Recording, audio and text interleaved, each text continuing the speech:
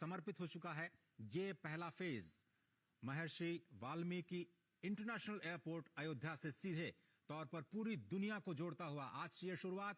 अयोध्या के इतिहास में आज का दिन एक बड़ा मील का पत्थर, जब अयोध्या जुड़ चुकी है इंटरनेशनल एयरपोर्ट के जरिए समूची दुनिया से।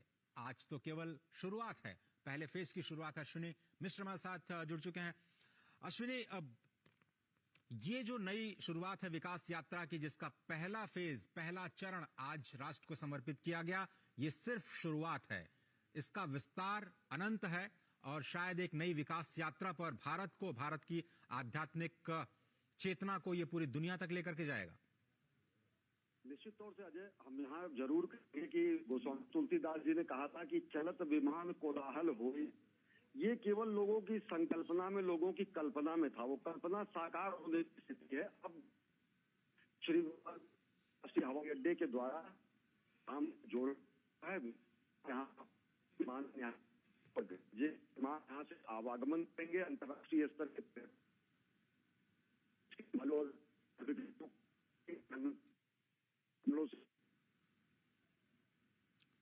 अश्विनी, आपकी आवाज मिलने में हमें थोड़ी सी दिक्कत हो रही है। हम आपसे संपर्क फिर से करने का प्रयास करते हैं। लेकिन आपको पता है कि ये जो नया एयरपोर्ट है उत्तर भारत की नागर शैली में बनाया गया है।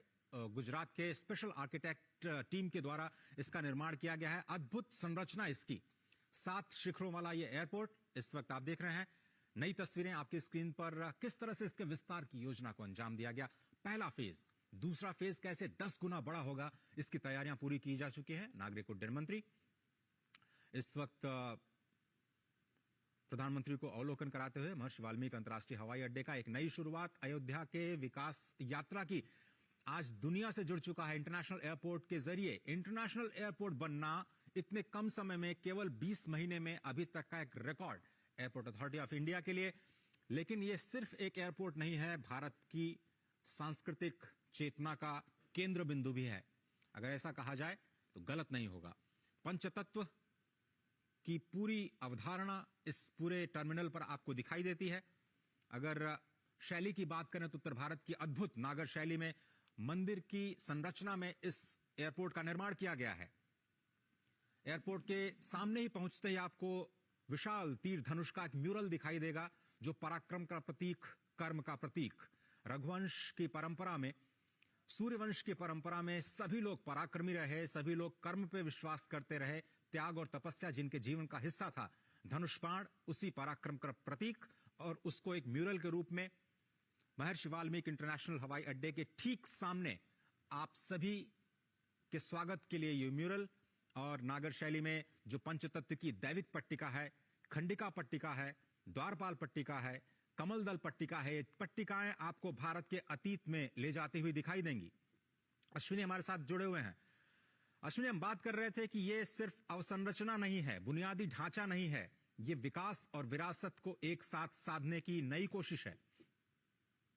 तौर से अजय, अगर देखें तो मैं कह रहा था कि गोस्वामी तुलसीदास जी ने रामचरितमानस में लिखा था कि जब पुष्पक विमान से भगवान श्री राम अयोध्या की तरफ प्रस्थान किए और कहा गया कि चलत विमान कोलाहल होई, वो कल्पना आज फलीभूत हुई है, साकार हुई है। विमानतल का अंतर्राष्ट्रीय हवाई अड्डे का लोकार्पण किया गया है प्रधानमंत्री नरेंद्र मोदी के करकमलों से। अयोध्या धाम आज अंतर्राष्ट्रीय मानचित्र पर, विमानन के मानचित्र पर अंकित हो चुका है, जो कि अयोध्या की गरिमा में एक कहीं ना कहीं अयोध्या के किरीट में एक मणिक समान है, एक मुकुट में कहीं ना कहीं एक रत्न के समान है। और ये अंतर्राष्ट्रीय स्तर के पर्यटकों को, देश भर के श्रद्धालुओं को, सनातन धर्मावलंबियों को एक सुगम आवागमन का साधन तो होगा ही।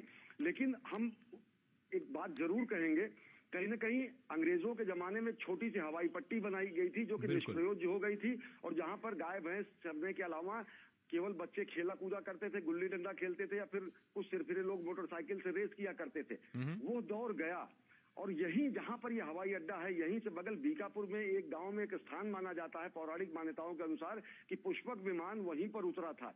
यानी कि जो हमारे त्रेता युग के बाद आज कलयुग में वह दिन आया है जब यहाँ पर विमान के आवागमन की सुविधा सभी लोगों को, नागरिक उड्डयन के लिहाज से अगर देखें तो यहाँ पर लोगों को हासिल हो रही है। आमजन सुलभ तरीके से यहाँ से जुड़ सकेंगे। और ये केवल एक हवाई अड्डा ही नहीं है। अगर देखें अजय तो पूरे पूर्वांचल के लिए और साथ ही साथ गोरखपुर में हवाई अड्डा है, लेकिन समूचे पूर्वांचल से अगर देखें तो बहुत बड़ी संख्या में लोग यहाँ से विदेश जाते हैं और खासकर खाड़ी देशों में जाते हैं। एक बार कभी लखनऊ से जब शारजाह की फ्लाइट शुरू हुई थी, इस क्षेत्र के लोगों में ऐसा उत्साह मचा था कि बहुत बड़ा काम हुआ। लेकिन अब जब अंतर्राष्ट्रीय हवाई अड्डा अयोध्या में ही होगा, 100-150 किलोमीटर की परिधि में होगा, तो कितनी बड़ी संख्या में लोग देश विदेश जाकर अपने जीविकोपार्जन के लिए और साथ ही साथ अन्य चीजों से जुड़ने के लिए आ सकेंगे। अयोध्या धाम के गौरव की पुनर्स्थापना में ये मददगार तो है ही, ये कहीं ना कहीं एक किरीट में कहीं ना कहीं शोभायमान तो है ही, लेकिन ये रोजगार के लिहाज से, स्वरोजगार के लिहाज से, आवागमन के लिहाज से, पूर्वांचल के क्षेत्र के विकास के लिहाज से ये बेहद मील का पत्थर साबित होगा तब जबकि लोग यहाँ पर जा सकेंगे।